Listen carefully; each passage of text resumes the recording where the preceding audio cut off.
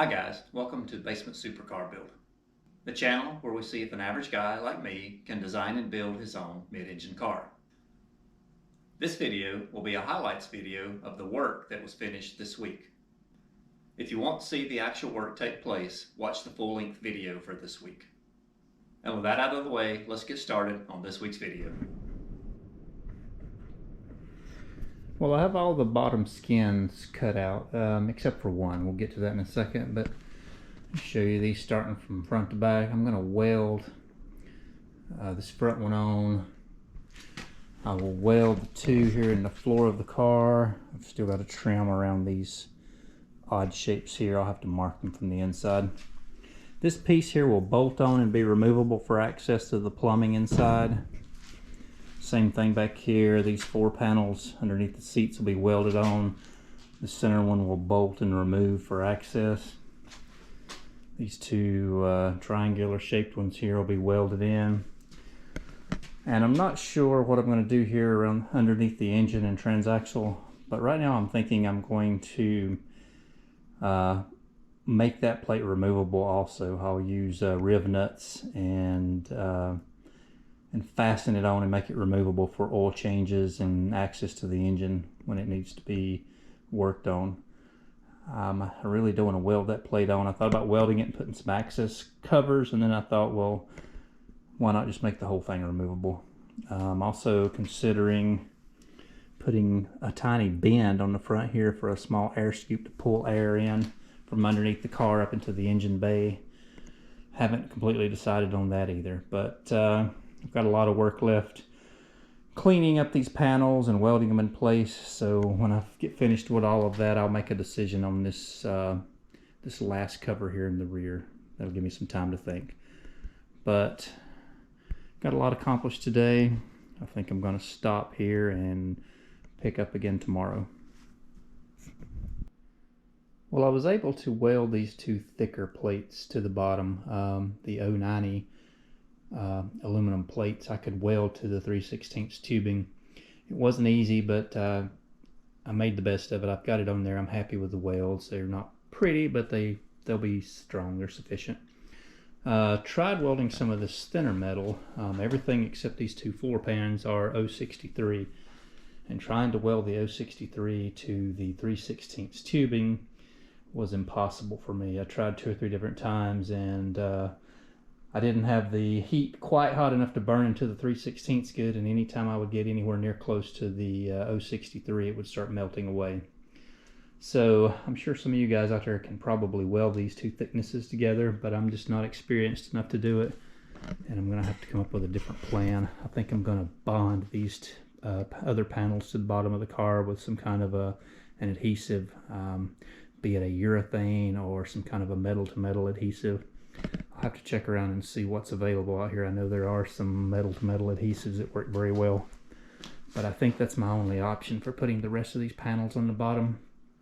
And even these thicker panels here, the floor pans, I'll go around on the inside where the joint is, where the two meet, and put some kind of a bond, an adhesive or a urethane or something, just to seal these completely watertight and keep them from flexing and rattling and making a noise. But that should be it for today, and we will work on something else tomorrow. So I purchased some glue adhesive to hold these aluminum skins on the bottom of the car, and this is what I purchased, the Alum Bond. Thought it was Alumabond. Anyway, that's the brand. It came highly recommended, and I tried a sample here on this one panel last night. I glued it on just to see how good of a bond it would give me, and I only glued it in sections in the corners and a few sections on the straights, about the same amount I would have welded on, and the bond seems really nice. It's set up well. I am satisfied with how strong the glue joint is, and besides this glue joint, I'm going to go around on the entire inside and seal it off with a urethane glue to make it completely watertight. But I'm happy with what I'm seeing here, so I'm going to go ahead and move on to these back panels. I'm going to get 2 more panels fit. I've got to grind down some of the high spots on the welds, just where they overlap about 1/4 inch, and clean up the edges on these panels. I'm gonna go ahead and glue 2 more on tonight, and probably do panels 2 a night until they're finished. That's about all the weights that I have to set on them to hold them secure in position while the glue dries. But let's go ahead and get started with 2 more of these plates and get them attached to the frame. I want to show you guys what I'm working on here. You'll have to excuse the mess. I have a complete mess here I've got to clean up. But I know I mentioned that I had purchased some brake calipers to try to adapt fit on this car, but I don't believe I ever showed them to you.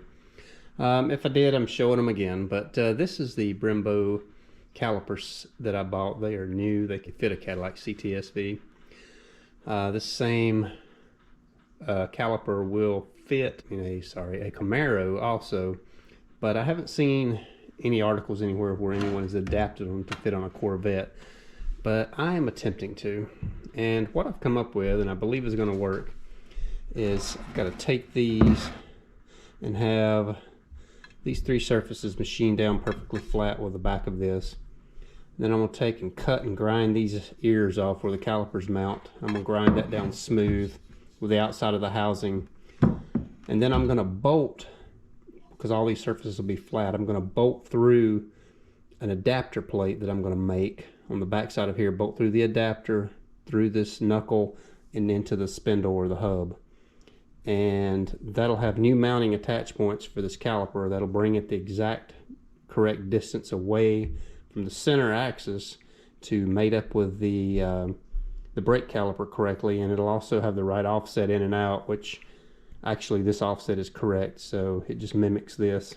But I need to move the mounting holes in almost an inch, about I forget the exact measurement now. It was about 7/8 of an inch, I believe. But I'm going to take and machine these surfaces down first to get them flat.